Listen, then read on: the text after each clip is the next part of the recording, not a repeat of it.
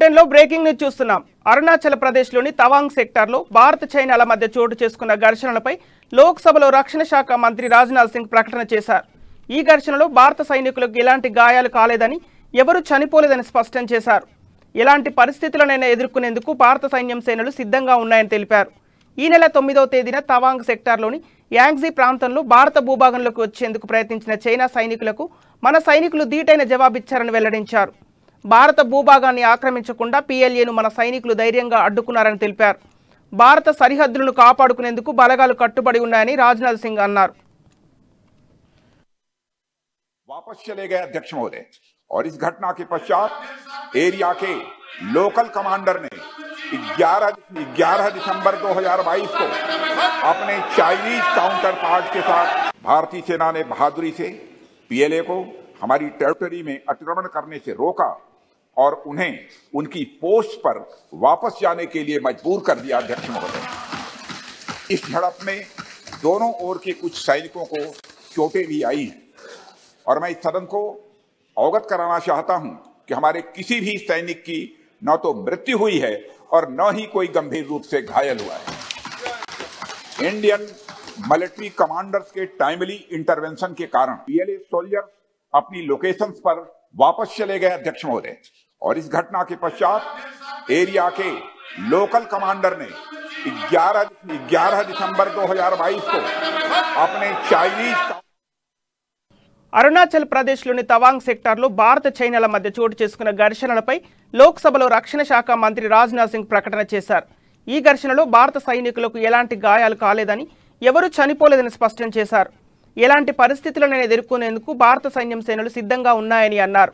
ఈ నెల 9వ తేదీన తవాంగ్ సెక్టార్లోని యాంగ్జీ ప్రాంతంలో భారత భూభాగంలోకి వచ్చేందుకు ప్రయత్నించిన చైనా సైనికులకు మన సైనికులు ధీటైన జవాబిచ్చారని వెల్లడించారు.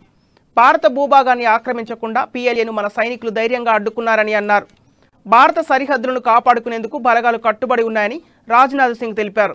ఇక ఇదే అంశానికి సంబంధించిన తాజా సమాచారం మా బ్యూరో చీఫ్ కృష్ణమూర్తి అందిస్తారు. కృష్ణమూర్తి, చెప్పండి, తవాంగ్ పరిస్థితులపై కేంద్ర ప్రభుత్వం ఎలాంటి చర్యలు తీసుకుంటుంది అనే దానిపై రక్షణ మంత్రి ఏమన్నారు? Thank you Sampath. చైనా సరిహద్దు, అరుణాచల్ ప్రదేశ్ చైనా సరిహద్దులో ఉన్నటువంటి ఉద్రిక్త పరిస్థితుల నేపథ్యంలో కేంద్ర రక్షణ శాఖ మంత్రి రాజ్నాథ్ సింగ్ లోక్సభలో ఒక ప్రకటన చేశారు. ఈ ప్రకటన చాలా కీలకంగా మారింది. అంటే అంతకన్నా ముందే కేంద్ర హోంమంత్రి అమిత్ షా ఏదైతే చైనా సరిహద్దు విషయంలో కొంత వివాదాస్పద వ్యాఖ్యలు చేశారో, కాంగ్రెస్ పార్టీ తన ట్రస్టుకు సంబంధించి డబ్బులు తీసుకోవడానికి కొంత భూభాగాన్ని గతంలో వదిలేసింది, కానీ మోడీ మాత్రం ఒక ఇంచు కూడా వదలలేదని చెప్పారు. ఆ నేపథ్యంలోనే మరోసారి అంటే లోక్సభలో సభ్యులు అడిగిన ప్రశ్నలకు రక్షణ శాఖ మంత్రి రాజ్నాథ్ సింగ్ సమాధానం ఇచ్చారు. అయితే చైనా సరిహద్దుల్లో పరిస్థితులు ఏంటిది, ఎలా ఉన్నాయి అని పలువురు ప్రశ్నలు లోక్సభలో ప్రభుత్వాన్ని అడిగారు. దీనికి సంబంధించి రాజ్నాథ్ సింగ్ స్పందిస్తూ కొంత ఉద్రిక్త ఉన్నప్పటికీ పరిస్థితులు అభివృద్ధి. అయితే చైనా సైనికులతో జరిగిన ఘర్షణలో భారత సైనికులు ఎవరు చనిపోలేదు, గాయాలు ఎవరికి కాలేదు. కాకపోతే కాస్త తోపులాట జరిగింది. వాళ్ళు భారత భూభాగానికి చైనా సైనికులు రావడానికి ప్రయత్నించినప్పుడు మన సైనికులు ధీటుగా ఎదుర్కొన్నారు. ఈ సంఘటన ఈ నెల 9వ తేదీన జరిగింది, యాంగ్జీ ప్రాంతంలో జరిగిందని చెప్పారు. అయితే అంతేకంటే గత కొంతకాలంగా కూడా చైనా భారత భూభాగంలోనికి రావడానికి ప్రయత్నం చేసింది. చాలా చోట్ల తాత్కాలిక నివాసాలను ఏర్పాటు చేసుకునే ప్రయత్నం చేసింది. కొన్ని చోట్ల తన ఆయుధాలను నిల్వ చేసుకునేందుకు కావాల్సిన బంకర్లను వాటికి ఏర్పాటు చేసుకునే ప్రయత్నం చేసింది. అయితే వీటిని ఎప్పటికప్పుడు భారత సైన్యం తిప్పికొడుతుంది, వాటిని తొలగిస్తున్నది, వాటిని ధ్వంసం చేస్తుంది.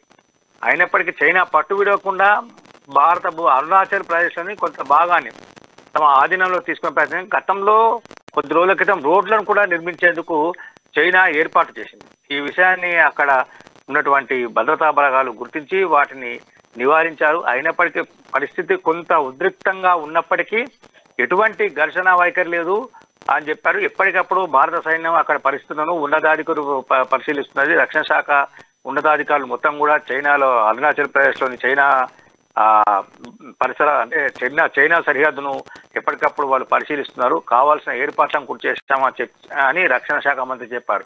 మొత్తంగా చూస్తుంటే ఈ రోజు ఇటు కాంగ్రెస్ పార్టీ చైనాకు భూభాగాన్ని అప్పగించింది, డబ్బులు తీసుకుని అమిత్ షా చేయడము, అక్కడ ఎటువంటి గొడవలు లేవు, భారత సైనికులు సరైన ధీటుగా సమాధానం చెప్తున్నారు, చైనా సైనికులు నిర్వహిస్తున్నారు అని చెప్పడం కూడా కొంత చర్చనీయాంశంగా మారింది సంపత్. Thank you Krishnamurthy. न तो मृत्यु हुई है और न ही कोई गंभीर रूप से घायल हुआ है. इंडियन मिलिट्री कमांडर्स के टाइमली इंटरवेंशन के कारण पीएलए सोल्जर्स अपनी लोकेशंस पर वापस चले गए अध्यक्ष महोदय. और इस घटना के पश्चात एरिया के लोकल कमांडर ने 11 दिसंबर 2022 को अपने चाइनीज काउंटर पार्ट के साथ भारतीय सेना ने बहादुरी से पीएलए को हमारी टेरिटरी में अतिक्रमण करने से